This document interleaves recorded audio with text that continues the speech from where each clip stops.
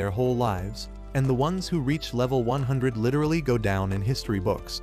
The boy asks him if he even understands that, and Dennis says that what he does not understand is why he is so excited. Vivia continues that the best part of being level 100 is that it puts his master in the same league as kings, and repeats if he understands how big that is.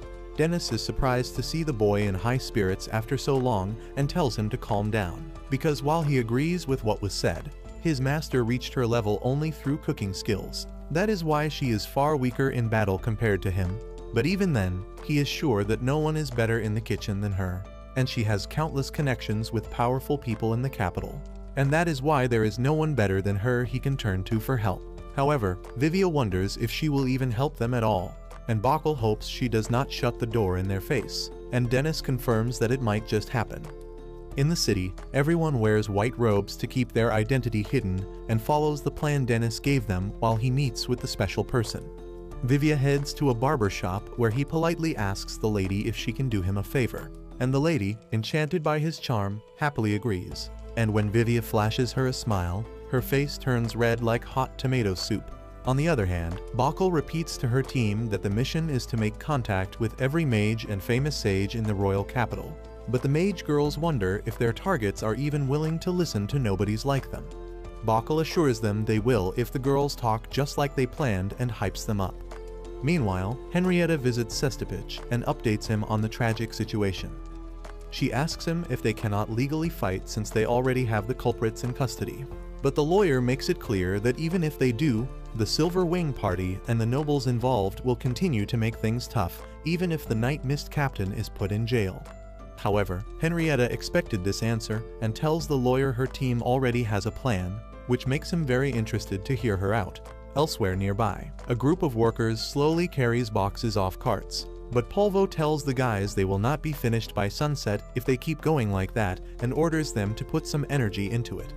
Hearing that, two of his men remember the rumor that the creepy boss yells at his men and makes them work so hard that one day they turn into merchants with sharp business skills and a creepy personality just like him.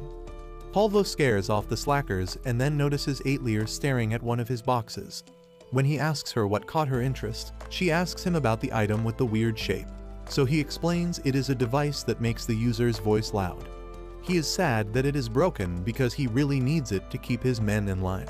Suddenly, the man wearing a turban recognizes Aetlir as the girl who lent him the grimoire back when he asked Dennis if he could borrow it since it had a treatment for his wife's condition. He returns the book to her and thanks her because his wife survived because of it. Aetlir blushes when she hears that, and when the man asks if he can repay the favor, he notices Polvo's men carrying heavy boxes in the back. The man says he is a well-known mage, and he knows plenty when it comes to advanced wind magic. Polvo happily welcomes him to the team. After that, the Outcast team and company continue to connect with as many people in the city as they can, and Dennis also arrives outside Black's restaurant. He walks up to the handle but hesitates for a moment as he recalls the time when he rudely told his master there was nothing she could teach him anymore and walked out the same door he now stands in front of. Even then, he opens it, and the staff tell him they are still getting things ready, but their jaws drop to the floor when they recognize his face. Dennis tries to keep things low-key, but the maid yells that Chef Dennis has returned. And it does not take long before every chef and waiter in the restaurant gathers around to ask about how he is doing. A senior chef is really glad to see him, but Dennis lets him know he came to see his master.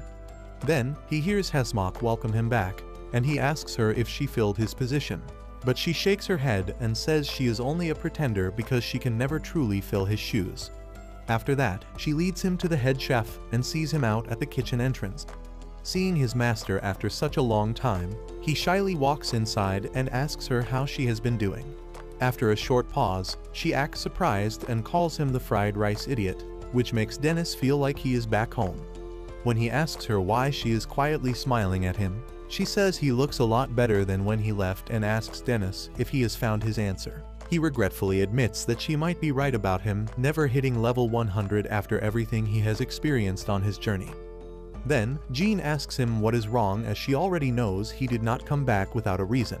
And Dennis tells her that he heard from a friend in the Silver Wing Party that all the hot shots in the capital will gather for a huge banquet.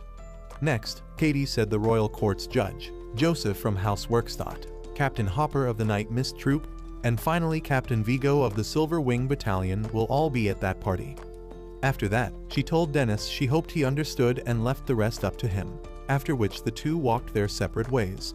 His master instantly recognizes that it was a list of names of the biggest troublemakers, and Dennis tells her that while he does not know what they are scheming, he does know there is no better time to strike than when they all gather in one room.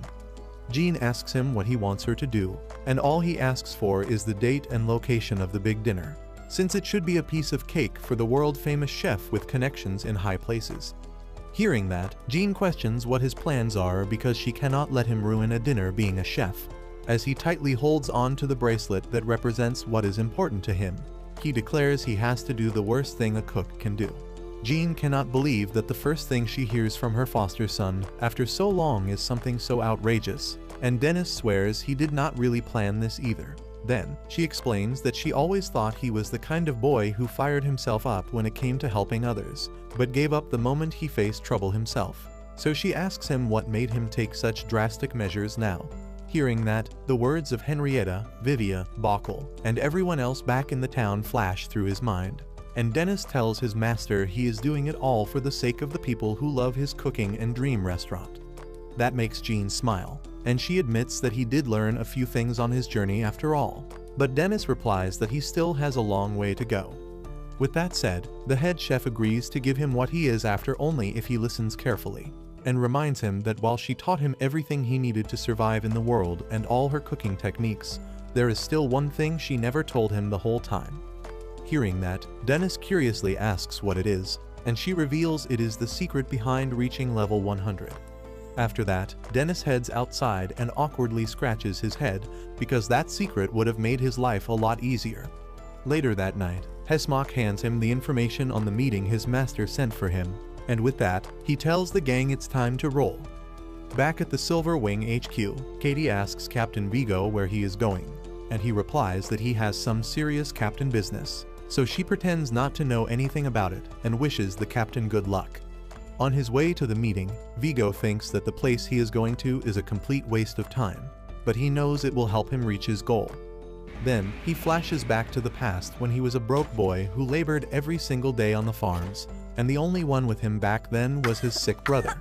A pair of farmers nearby felt pity for the boys who had lost their father to disease, while their mother abandoned them to marry another man. After work, the kind lady who owned the farm thanked Vigo for his effort with a basket of fruit, knowing he earned so little that he had to give most of his food to his brother. Noticing that his hoe was old and worn out, she even offered to buy him a new one.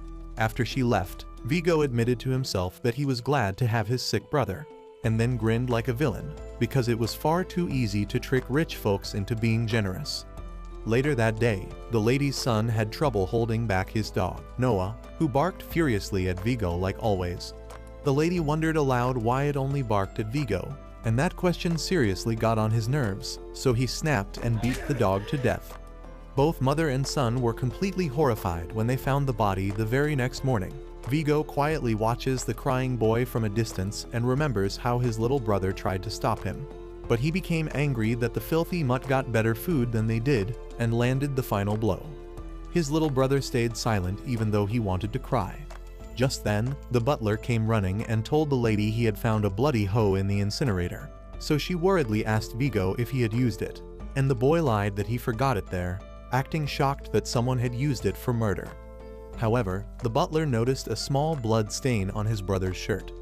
As the old man grabbed his little brother's arm and accused him of the crime, Vigo kicked him hard in the back and admitted that he was the one who actually did it. Hearing that, the lady decided he needed to be punished, and later that night, while his brother waited in bed for him to return, Vigo finally came inside with scars covering his back.